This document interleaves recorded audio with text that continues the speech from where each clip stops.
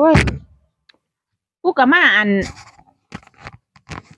เล่นน้ำลูกนี่ได้หลายมื้อเลยได้เฮ้ยเล่นน้ำลูกสาวใหญ่บ่กูก็ได้แหมกูก็คืนฮอดเฮือนกูอยู่ไดบ่มาหาลูกสาวใหญ่เขาผัดว่าให้อยู่นำเขาบ่ก็สิได้อยู่ตัวเนาะเขาให้ออยู่ยู่ก็อยู่นำเขาแน่เพราะเขามีแฮ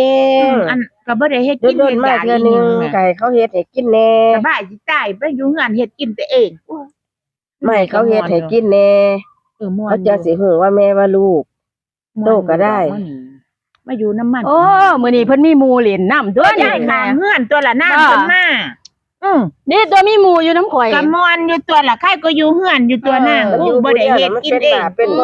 อยู่น้ำข่อยแล้วก็จะเฮ็ดสู้กินนั่นล่ะกูเหรอว่าเพิ่นมาอยู่น้ำลูกเพิ่นม่วนเพิ่นแต่อย่าไปอยู่น้ำถอยลูกสาวหลาเจ้ามาอยู่น้ำข่อย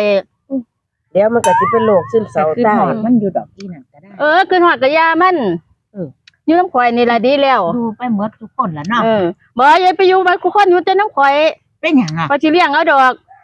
ทั้งหมดมันก็ดีตัวมีผู้ว่าสิเลี้ยงอาสาว่าสิเลี้ยงหมอนี่จะพ่อให้เขาเลี้ยงละบ่นี่เขาจังติ่งได้อยู่โอ้ยมันก็เลี้ยงแน่เบิ่งน้ำแน่ไปซั่นล่ะบัดยามเจ็บเป็นได้ดูนก็สิเขามันบ่ทันเป็นหยังนะเดี๋ยวก็บ่ทันเป็นหยังก็สิเป็นหยังอย่าคิดมากหลายเนาะเว้าแล้วก็ว่าเถาะว่าเจ้าว่าผู้ใดเลี้ยงเจ้าสิแบ่งให้แบ่งหน้าให้เพราะไปโอนให้โอนหน้าให้ข่อยแล้วบ่แม่กูกำลังมาได้ละนางก็สิเป็นหยังก็เนี่ยจะว่าผู้ใดเลี้ยงเจ้าไปสิโอนให้โอนหน้าให้แม่กูคืออยากได้ไว้แต่กูถามมึงไง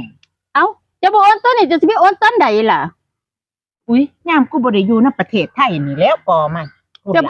แม่จะบ่สิไปอยู่ไสอ่ะโอ้ยอินโมโหบ่ยามบ่ได้อยู่ในประเทศไทยนั่นจะสิไปอยู่เอาอังคารแต่ที่เป็นพุ่นก็บุ่นมองหมู่ไปแซ่ๆพุ่นล่ะคือสิไปดูดาวศุกร์ดาวเสาร์บ่มองได้พออยู่ก็อยู่ตัวเฮาว่าเฮาแนะนำเด้อคันสิให้เขาก็เอาให้เขาซะเฮาว่าอุ้ยบ่แม่นหยังไดเฮาไปมองอันเขาโอนที่ดินโอ้ยเฮาเริ่มต้นแต่ผู้เฒ่าก็เจาะไปนั่นบ่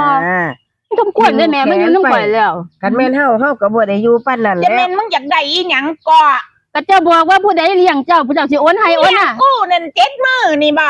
ก็7 มื้อล่ะจะมาอยู่นำข่อยเลี้ยง3 ปีแล้วกูบ่ได้เอาให้มันเจ้ามาอยู่ให้ข่อยเลี้ยง3 มื้อ3 คืนก็ต้องได้อาทิตย์นึงก็ต้องได้มันก็โพดดอกเว้ยกูก็เลี้ยงอยู่3 ปีกูก็ยังบ่ทันเอาให้อยู่กูมา7 มื้อนั่นสิเอาล่ะ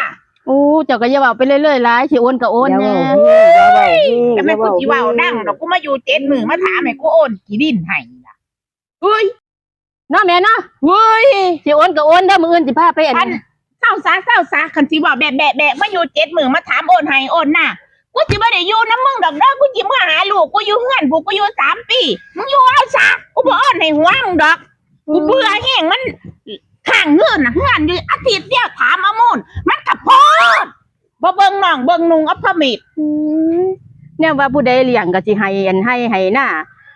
บัดพอเฮาทวงแล้วว่าเฮาไปเรื่อยๆจังได๋เนาะบัดนี้สิได้นำเพิ่นบ่ล่ะบัดนี้